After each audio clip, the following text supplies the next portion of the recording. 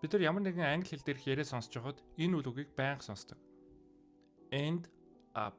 За, end up гэдэг phrasal verb буюу хэл зүйлүг ямар утгаар өгүүлбэрт оролцдгийг хамтдаа суралцъя. End up гэдэг үйл үг бол ямар нэгэн үйл явдлын төгсгөлийн төлөвлөгдөөгүй, тооцогдоогүй гинтийн үр дүн бид нар илэрхийлэхэд ашигладаг.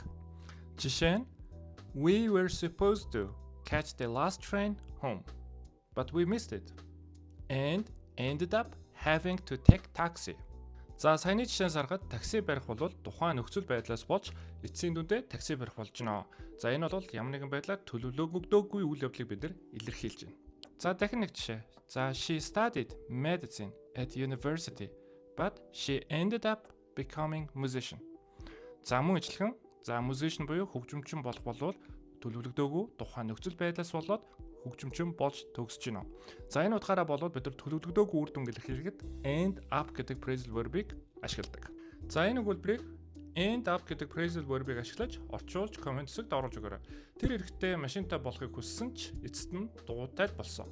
За, энэ агуулгыг гаргая.